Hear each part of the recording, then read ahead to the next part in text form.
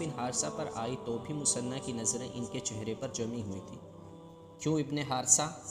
خالد رضی اللہ عنہ نے مسکراتے ہوئے پوچھا، کیا تم مجھے پہچاننے کی کوشش کر رہا ہے؟